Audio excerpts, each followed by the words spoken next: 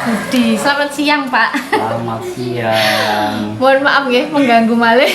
Tidak apa-apa, sudah kewajiban sebagai orang tua. Dan ini kan saya buat ini Pak ya, penelitian untuk tugas akhir.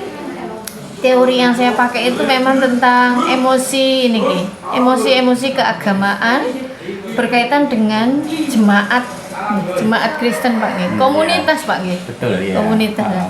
Itu kan mereka pasti punya emosi-emosi tersendiri kenapa mau setiap tahun mengeluarkan ini, mengeluarkan itu. Ya. Kalau menurut Pak Budi sendiri memaknai itu bagaimana? Ya, itu kan suatu ungkapan syukur. Yeah. Jadi betapa kasihnya Tuhan, betapa maha murahnya Tuhan akan berkat yang dilimpahkan kepada umatnya melalui olah tanam, di mana Tuhan sudah menyediakan alam untuk diupayakan oleh manusia, kan begitu panggilannya. Jadi itu suatu ungkapan syukur dari hati yang paling dalam karena kemurahan Tuhan itu. Jadi sehingga petani ini dengan tulus memberikan apapun yang dianugerahkan Tuhan sebagai ungkapan syukur, sebagai timbal balik kita kepada Tuhan dan lewat gereja yang berbagi itu Pak ya? Berbagi untuk dilibatkan gereja. Berarti istilahnya pada dasarnya berbagi nanti bisa bentuknya kembali ke gereja itu sendiri, ke jemaat. Ke jemaat, di mana kan juga di gereja itu mengelola istilahnya ngopeni orang-orang yang fakir miskin. Jadi di situ pun juga bermanfaat bagi orang lain kan. Jadi itu yang menjadi rasa terima kasih kepada Tuhan. Terus ini Pak ya, kalau ditutup aja. Berarti jenengan yang dari awal itu memang mengikuti tradisi ini Pak ya? Iya, jadi sejak kecil pelaku pelaku tulen. Jadi kalau awal-awal dulu pure hasil tani Pak ya? Iya. Jadi saya ini mulai dari keluar dari sekolah Sumea dulu tahun 1972 itu sudah berkecimpung di dalam usaha tani. Jadi lewat upaya saya mulai bercocok tanam, mengolah tanah dengan memakai sapi, itu saya sebagai subjeknya. Jadi mengalami hal-hal semacam itu. Sampai hari ini Bang? Kalau sekarang kan sudah rubah teknologi, jadi sudah pakai traktor.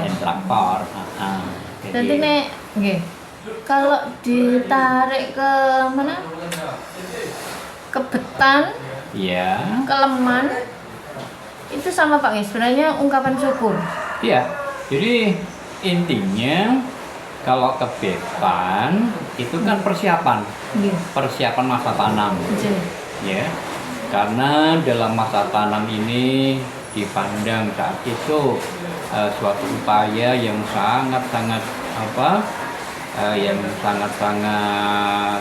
benar-benar diharapkan hasilnya nanti, sehingga kita berserah kepada Tuhan, kita memohon pada Tuhan biar dalam pengolahan tanah ini dihindarkan dari ancaman atau dari bencana alam dan sebagainya. Tuh, jadi mulai persiapan kan sudah kita serahkan pada Yang Maha Kuasa. Jadi mulai persiapan tanah, mengolah tanah sudah diserahkan, memohon penyertaan dan pertolongan dari Tuhan sendiri gitu. Intinya di situ.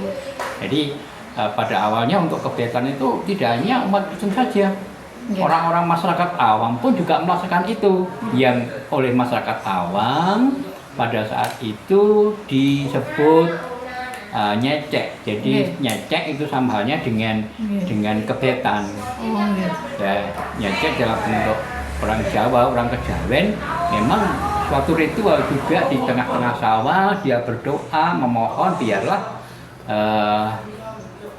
dalam melaksanakan pengolahan tanah itu terhindar dari ancaman bencana alam dan sebagainya. Jadi tidak hanya umat Kristen saja waktu itu, orang-orang Jawa pun umumnya seperti itu. Umumnya Jawa nih, karena memang Tapi terkait dengan berkembangnya budaya oleh orang Jawa tidak begitu diperhatikan, walaupun toh sekarang masih ada. Jadi masih ada itu dalam bentuk tumpeng, doa bersama di tengah sawah itu masih ada sekarang ini. Kalau dulu bentuknya lain dulu. Jadi istilahnya nyecek itu membawa bunga 3 macam dibawa ke sawah di sana, kemudian mengadakan suatu doa ritual di situ sambil mencangkul 3 cangkul tanah untuk memulai. Itu ditandai seperti itu kalau orang Jawa dulu. Nah, bagi umat Kristen dalam hal kebetan itu dikemas dalam bentuk ibadah. Di dalam bentuk ibadah mengadakan upacara doa bersama untuk persiapan masa tanam yang biasanya dilaksanakan bulan 11. Itu kebetan. Bulan 11. Kalau Keleman Mas waktu ini Bang ya? Iya, sekitar bulan 3. Bulan 3. Berarti itu pada waktu padi mulai berisi. Mulai bunting. Terus ini Pak, kalau pada waktu Keleman itu kan ada napa niku kue-kue. Iya, memang itu. Jadi tradisi leluhur kita dulu seperti itu. Jadi tradisi kue-kue itu adalah merupakan lambang atau merupakan lambang-lambang suatu misal adanya horok-horok Pak. Horok-horok. Nah, horok-horok itu melambangkan untuk gemburnya tanah. Nah, ya penggemburan tanah itu lambangnya. Kemudian ada pleret. Pleret itu melambangkan ulat. Biarlah tanam terhindar dari itu. Kemudian ada belendung. Nah, itu melambangkan itu belendung kan ada campur dengan kelapa toh. Nah, jadi itu juga melambangkan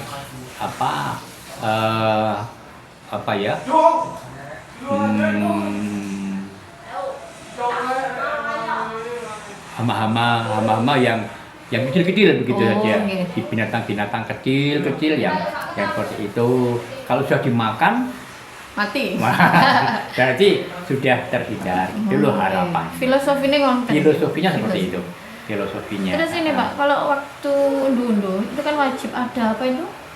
Ketan ya? Iya, padi ketan. Mengapa padi ketan? Karena padi ketan itu tidak mudah rontok. Jadi padi ketan yang gagangan. Padi ketan yang ada gagangnya. Kalau padi ketan kretek yang sekarang ditanam pada umumnya itu mudah protol kan, jadi sulit untuk dirangkai. Oh, itu lebih kuat Pak ya? Lebih kuat itu.